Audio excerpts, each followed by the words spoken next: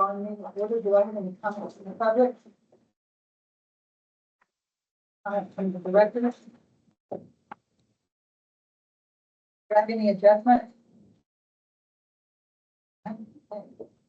Do I have a motion to, approve the consent agenda as presented? So, do you have a second?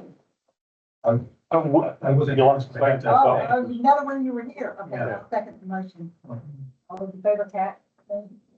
Yeah. Abstain. All right. Okay, item number 9, review the district's draft fiscal 2024 operating, 2024-25 operating budget and the new water rate.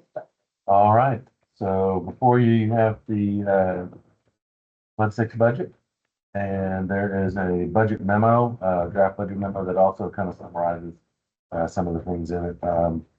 Wanted to give you some background. There's no vote today. This is just a presentation, and then next month we'll vote on the budget and tax rate setting. In a minute, you're going to hear tax rate setting recommendations.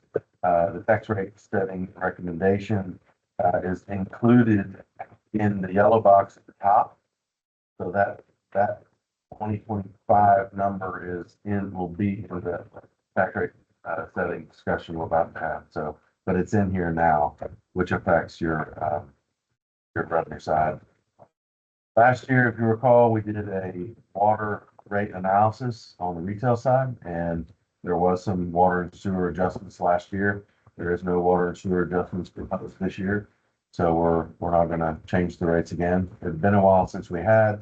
They changed last year. We're not proposing any new changes. The SDRA adjustments that you heard over the last couple months in their budget reduced wholesale water by a small amount, and then sewer staying the same, and then the GRP dropping. All those are incorporated into this as well on the revenue side. That's the majority of the changes on the front. On the back, usually the area where everybody likes to talk, and I like to look at the expense side. That's in the orange or tan box. Wanted to point out a couple outliers there. One is going to be at the 5300.006. You can see on the right side of the blue column, the budget last year was about $4,000. The proposed is $128,000. So wanted to point out what that was. That is to replace 16. You have 17 large diameter old compound meters on their commercial compound meters in your commercial areas. This proposal would be we're starting to move towards replacing the old mechanical compound meters to the AMI ultrasonic meters. So those, as you know, the residential meters were replaced, and I think completed in 2022.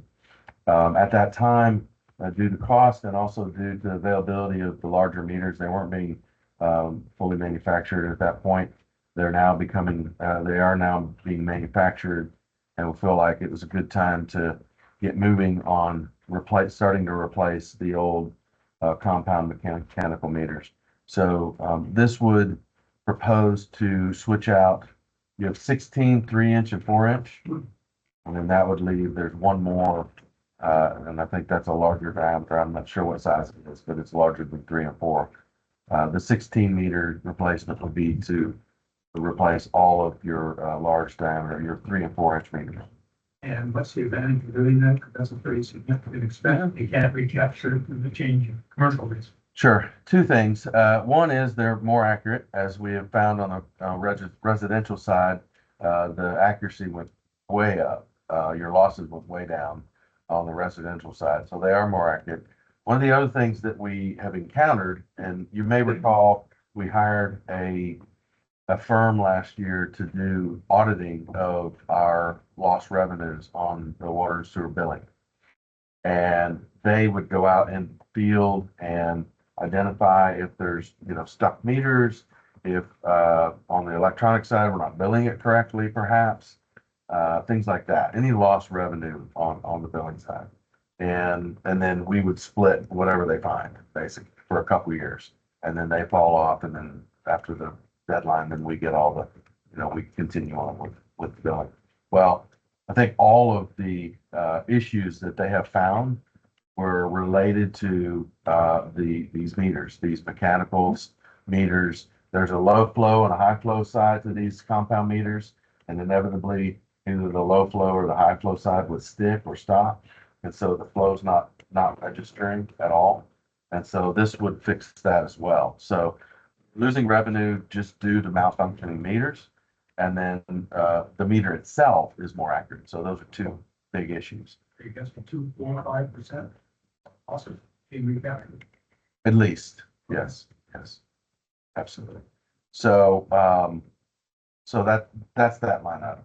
And Question. That's 16. you have 17 total. This would replace 16, 3-inch, 4-inch. So that would be, average about $8,000. Yeah. Dollars a meter. Between meter, labor, and installation, and then sometimes Okay. you need additional valving to go in and replace it. Yeah. That we put valving in the meter, materials, and the labor. So any sense of cost recovery, if we are able to get a 5% or so, whatever, recovery improvement? Revenue. I haven't done that analysis. No. And it would be right away anyway. It would take a month, couple of months. No, it would. As soon as it comes in, yeah. I mean, it's obviously over the period of the whole year, but you definitely start seeing some improvement immediately. One of the other issues with the meter, the old compound meters is they're starting to become obsolete. So on those meters, you can buy parts to fix them when they slow or cease or break or whatever, and that is becoming harder and harder to find because they're going away from them. The cost for the, architectural. Don't recall. Oh, you can set it up. Yeah. So that's one. Sewer repair. You had that's another thing that's kind of different. So you completed. So if you recall, the sanitary that's 5,309. So if you recall, a couple years ago there was a sewer evaluation that was done. Did some smoke testing, televising, identified some sanitary sewer piping and manholes that are deteriorated or cracked that needed to be addressed. That project was broken up into 3 phases, or year 1, year 2, year 3, or 3 phases. Phase 1 was completed here recently. That's some of the money that you see there. We had budgeted last year to do phase 1 and get into phase 2. Well, we haven't really gotten into phase 2 because phase 1 was a little delayed. So phase 2 is nearly, the design is nearly approved, but we've done no construction in phase 2. So what we put into this budget is to complete phase 2 and get into phase 3 by the end of the fiscal year. So that's why you see that the budget last year was 1.3. You've spent about 670 this year, and the budget this year is actually going down from last year to about 724,000. And that'll get that phase 2 and start getting into phase 3. So that was an outlier. That's a negative going down outlier. And then the other one was 5,314. So one of the things that we're doing there is we're going to be auditing our district ditches to identify condition of the ditches, and more importantly, the piping, the backslip interceptor piping and the storm sewer piping that are coming into those ditches. The auditing will give us a snapshot or an idea of what the condition of that piping is. We've had a number of collapses over the last year, and some of which, when that happens on the backside of a lot, it pulls the fence down, and it can get pretty costly, pretty ugly. So we've budgeted for one major repair, $25,000 in that line item. And then as the budget gets completed or the audit gets completed, we'll build that data into our GIS system. And then from there, we'll build a capital improvement plan to identify what our liability is there on the ditch piping. And we'll come back to you. But for this budget cycle, we've put one large major repair, $25,000 into that line item. May not need it, but I think we did about 4 or 5 of them across the Woodlands last year. And this is a situation where it's CMP, corrugated metal pipe. It's that wavy metal pipe that you see from time to time in ditches. After about 20 to 30 years, it starts to disintegrate. And when it does, all the dirt comes in and it just collapses, and you can have some ugliness. And when you do them one at a time, it's a lot more expensive than if you package them up. So once we kind of, from the audit, see where we are in terms of how many, what's their condition, we'll come back to you with a recommendation on how to tackle them either as a bigger project or as we go, and we'll bring that to you in the future. I think put up with other mud, replacement. We certainly could, just like you did sanitary. There may be some cost savings to that. That's I discourage. possible. On page 2, so we're, next calendar year, fiscal year. Is there any way we can get a roadmap and a calendar somewhat tied together with friends and neighbors? So before it hits your neighborhood, Sure. I guess it's coming next month. Sure. We can do that. Take note of that. I think that might work on communication. Outreach, Yeah, good idea. so we'll work on that. So, another line item that we like to look at is the green line item at the bottom. That is your percentage that's your amount of months of budget reserve you have of your budget, the reserve that you have of your budget. So you have about 6 months, 6.5 months would be the ending at the end of next cycle. You would, in September of next year, you'd be at about 6.4 months of budget. We'd like for that to get to 12 or 16 as the districts are aging. It's more important that we start to build that reserve a little bit for those bumps in the night and those aging projects. Many of the Woodlands districts don't have a lot or any bond authorization to go out to do bonds to do bigger projects. So if you've got more cash in the bank, you can pay as you go on some of those things. Otherwise, you'd have to raise your rates, which is not popular. So to raise money quicker. In consideration, the coming maintenance tax rate, rather than get a reduction. Well, so we'll get into the next item, but we're maxing it out without having an election. So y'all are just in that situation because your rate is already so low, 3.5% of extremely low isn't much. Yeah. And so, Y'all and several others are caught in the legislature that was passed in 19.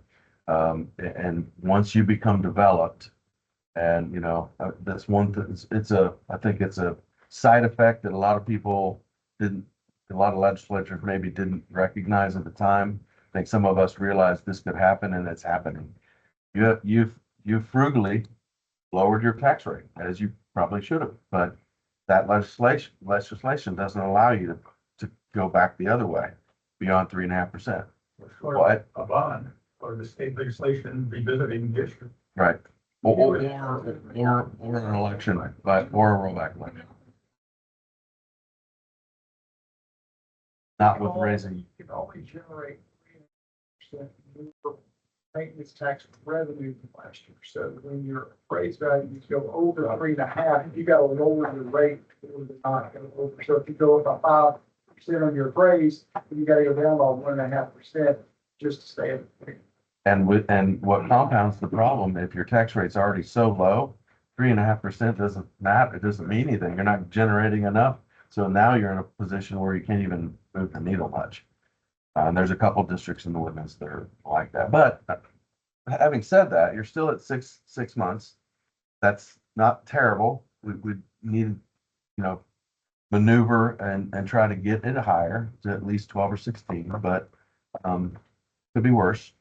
You've got the large, Thanks, so. one time sewer repair out of the 700. That's a good point. If you took that off, y'all would be able to generate about 400,000. Finally, your money makes something.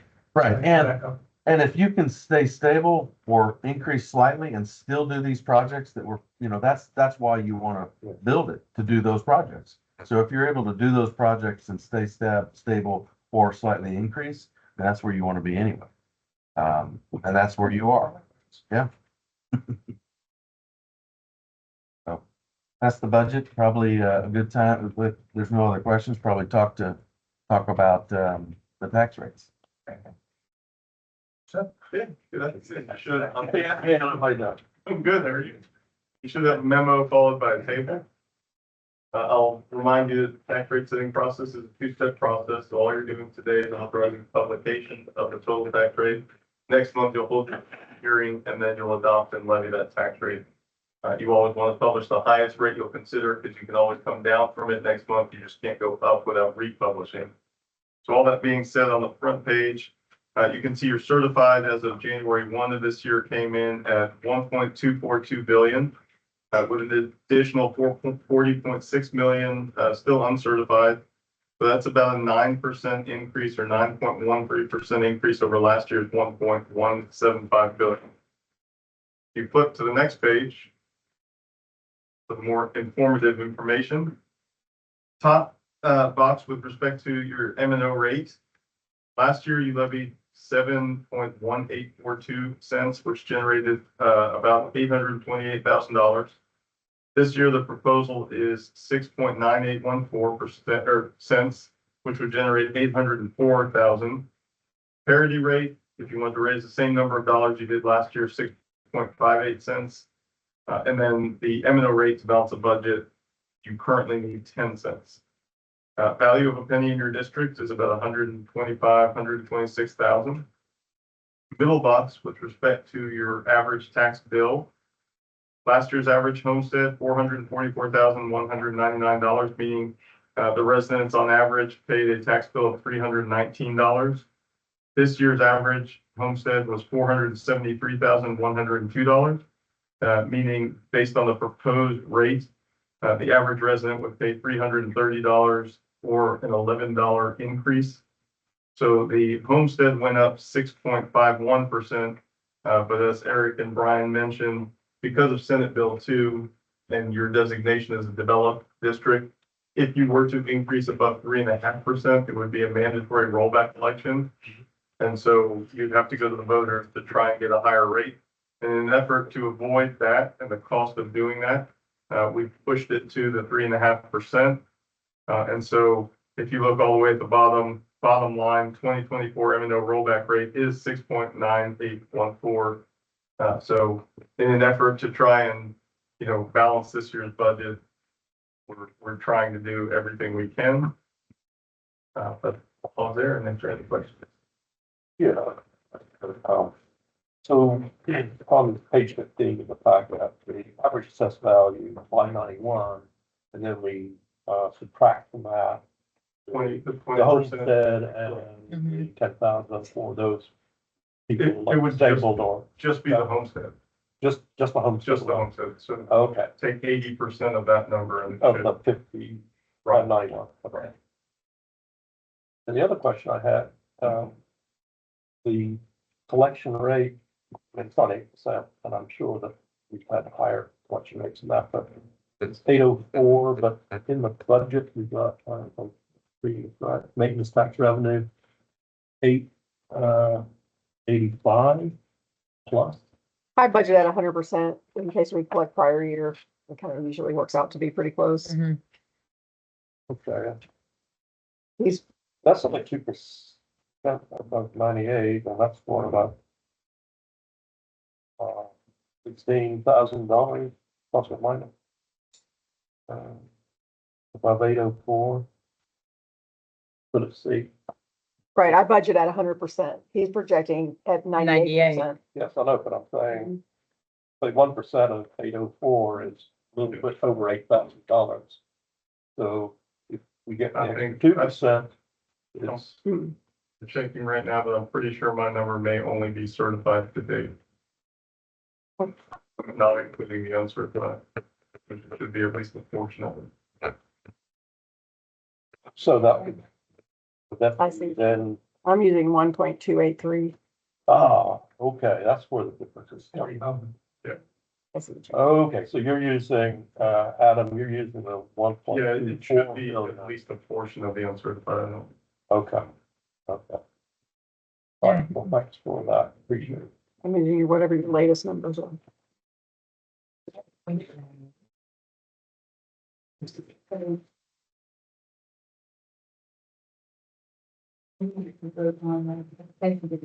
That's perfect.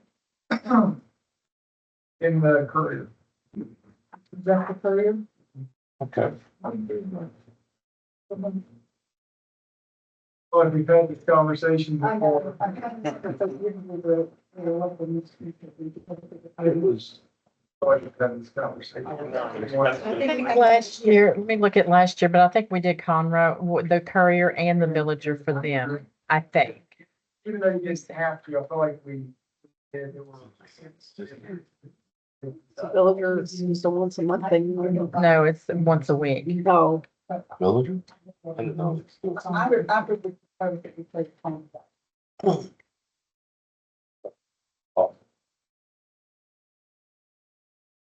I know it's probably $20 better. It is Well- expensive. It's last year it was $860 something dollars. We also do. Belgium, I'm fixing to think. it's an 800. It was the same price. Oh, so. It said that'd be double for them. So we could take it over at one time, 16 pencils for the villager and the fire, is that what you're saying? It was over 800. It was like 860 something, 863 last year for both. Oh, for both. No, total. I mean, a piece, A piece. a piece.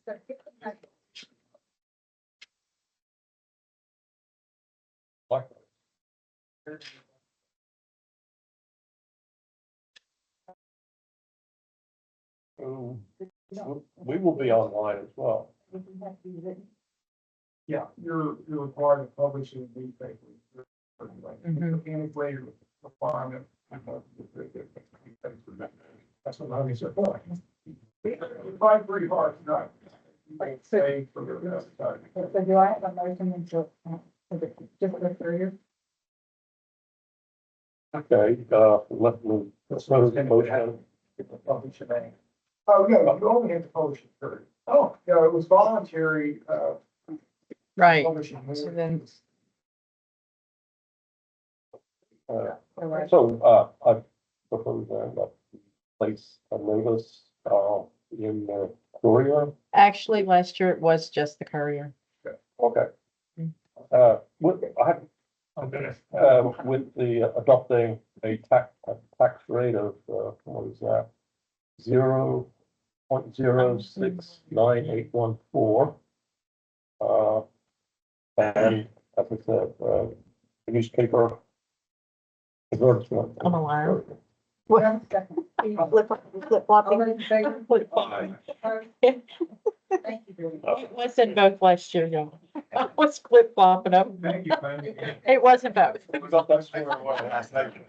Item 11, is the regular months of the JR and division board to do the net public outreach. So I Afternoon. bring The it up. report starts on page 18 and it goes on for several. There's nothing new on the operations side. I would like to call your attention to page 37, some minor edits to that update. The most recent update was 8/7/24 and didn't get it in time, but the percent complete now is 9.89%. And in the chart in the middle of the page, where it says phase 1 ESA, that's 50% complete. And where it says meets and bounds, that's 75% complete. And then on pages 38 through 42, there are some graphs there showing you aquifer levels in the various wells that we have here in the woodland. So I'd be happy to answer any questions you may have. I don't think I'm colorblind, but I couldn't understand. Well, they just kind of run together. But don't focus so much on each individual line, focus on the trend of what's happening. Good one. Yeah. The blue one is the demand, the groundwater demand. But if you'll look at, page 40, you'll see on, where all the lines are kind of together. You'll see it's kind of downward trending in year 22, 23, 24. And the same on page 42. So aquifer levels, static water levels in the wells is declining. That's the message. When we first came on surface water, they rebounded a little bit. Yeah. And now we're back to a decline. Is that because the aquifers on the woodlands are not being fully recharged due to consumption outside the woodlands? Neil, I can't answer that other than to say there are a number of water wells in that general area that are also declining from the aquifer. So they're probably helping that decline. All right.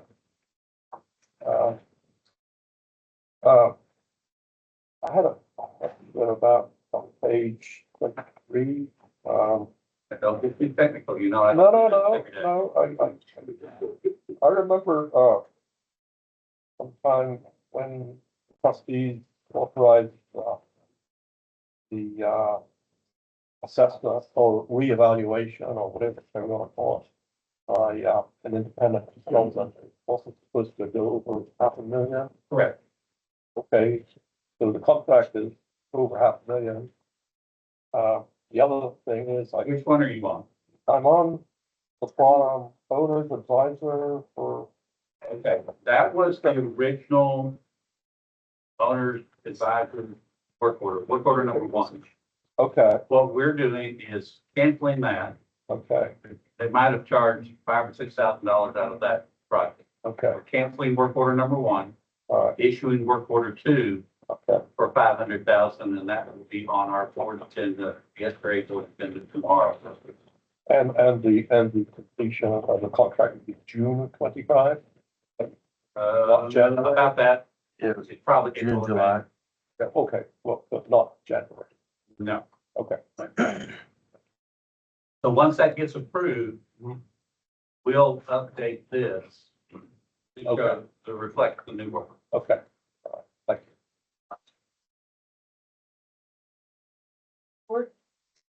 Nothing in, open session discussed that.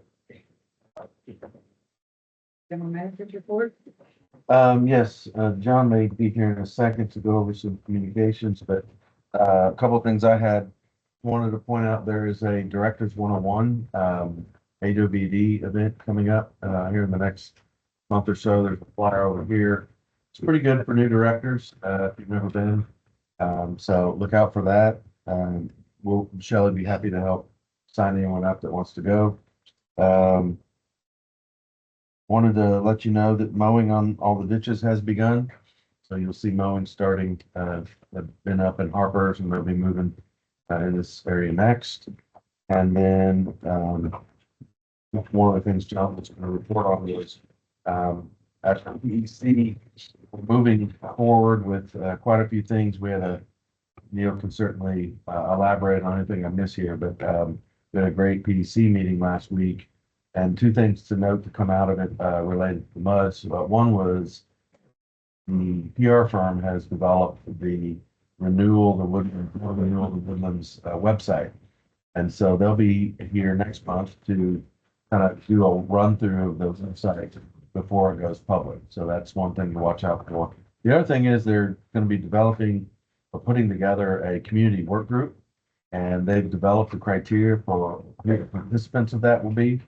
And what they've established is that each of the MUDs will have an opportunity to appoint a representative.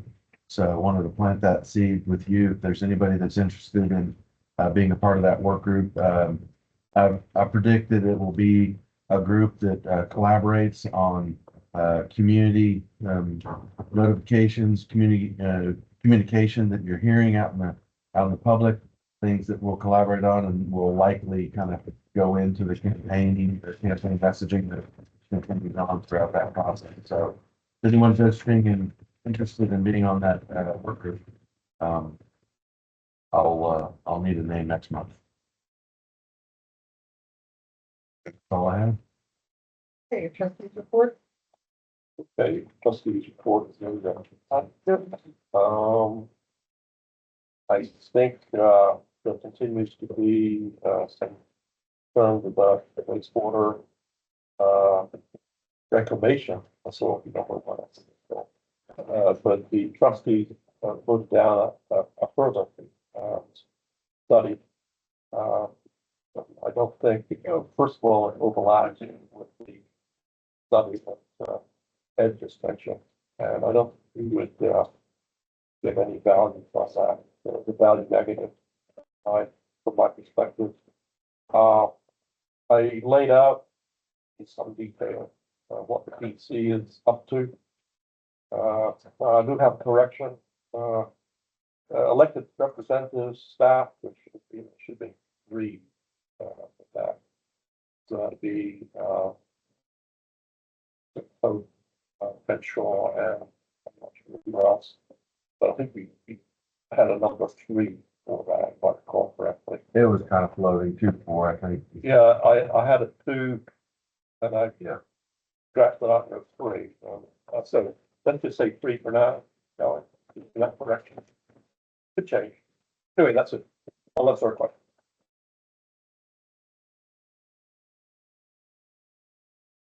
Go to, We- okay. Recess to closed session, we thought that was this particular section 551.071, Texas Government Code, which is the personnel matters pursuant to section 551.074, the Texas Government Code.